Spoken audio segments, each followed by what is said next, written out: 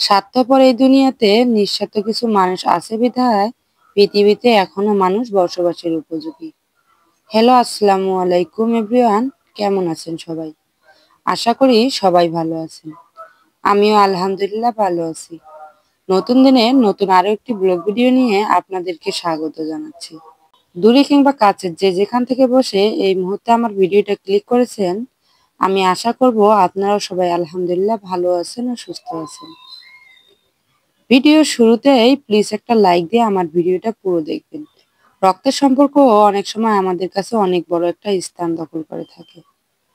আমরা অনেক সময় বলবো না আসলে রক্তের সম্পর্কের উপরে আর কোনো সম্পর্ক থাকতে পারে না, কিন্তু কিছু সম্পর্ক থাকে সেটা আত্মার। আর সেই সম্পর্কটা যখনই আপনি না চাইতেই পেয়ে যান, তখন নিজেকে খুব ভাগ্যবান মনে হয়। আমি তেমনই নিজেকে খুব ভাগ্যবান মনে করছি, কারণ এই ছোট্ট পরিবারটাতে আসার পরে আমাকে অনেকেই অনেক ভালোবাসা দিয়েছেন। আমি ভাবতে পারিনি আপনারা এত অল্প সময়ে আমাকে এতটা ভালোবাসা দিবেন। যাই হোক, আমার এই ছোট্ট পরিবারে যারা অ্যাড হয়েছেন, আমি সব সময় আপনাদের পাশে থাকব। আশা করব আপনারা এভাবে আমাকে ভালোবাসা দিয়ে যাবেন। আমি আপনাদের সবাইকে ধন্যবাদ জানাই। আসলে ধন্যবাদ দিলেও সেটা ছোট করা হয়ে যাবে। আপনারা আমাকে যেভাবে আপন করে নিয়েছেন, আমি আপনাদের পাশে সেভাবেই থাকব। আসলে এই প্ল্যাটফর্মটা একটা উন্মুক্ত জায়গা। এখানে সবাই সবার ব্যক্তিত্ব নিয়ে আসলে বা কাজ করলে কেউ খালি হাতে ফিরে যাবে না। আমি এই প্ল্যাটফর্মে একদম নতুন। কিভাবে কাজ করতে হয় সঠিকভাবে সেটা ঠিকমতো জানি না। গুছিয়ে কথাও বলতে পারি না। তারপর যে আপনারা আমাকে এতটা ভালোবাসা দিয়ে পাশে আছেন, তার জন্য আপনাদেরকে বারবার ধন্যবাদ জানাই। আমার কথা বা ভিডিওতে যদি কোনো ভুল ত্রুটি হয়, অবশ্যই ক্ষমার দৃষ্টিতে দেখবেন। আমি প্রতিদিনকার মতো দুপুরে রান্না নিয়ে ভিডিওটা শুরু করেছি। আসলে আমার চেয়েও অনেকে খুব ভালো রেসিপি রান্না করেন। আমি রান্না ঠিকমতো তেমন পারি না। বিয়ের আগে তো আমি রান্না একদমই করতে পারতাম না।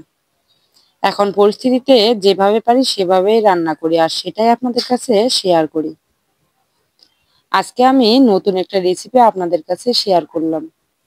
আপনারা কখনো খেয়েছেন কিনা জানি না। এই যে কলার যে থোড় আছে, আমরা এটাকে থোড় বলি। আপনারা কি বলেন সেটাও আমি জানি না।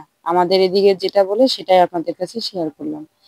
এটা কিন্তু এমনি রান্না করলে একটু তিতা লাগে। আজকে আমি সেটা একটু ভিন্নভাবে রান্না করে আপনাদেরকে দেখালাম। আশা করি আপনাদের অবশ্যই ভালো লাগবে। এই শীতে কিন্তু সবসময় বেগুন পোড়া ভর্তা খাওয়া হয়। এটা কিন্তু আমার খুব পছন্দের। তাই ভাবলাম বেগুনের যে পোড়ার ভর্তাটা আছে সেটা দিয়ে আজকে আমি একটা নতুন রেসিপি করে আপনাদেরকে দেখাবো।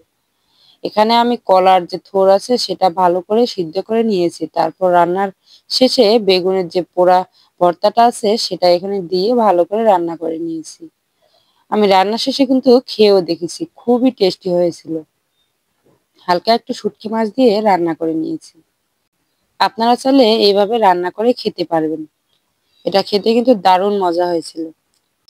এতক্ষণ ধৈর্য সহকারে যারা আমার ভিডিওটা দেখছেন, তাদেরকে আবারও বলছি একটা লাইক দিয়ে আমার ভিডিওটা দেখবেন।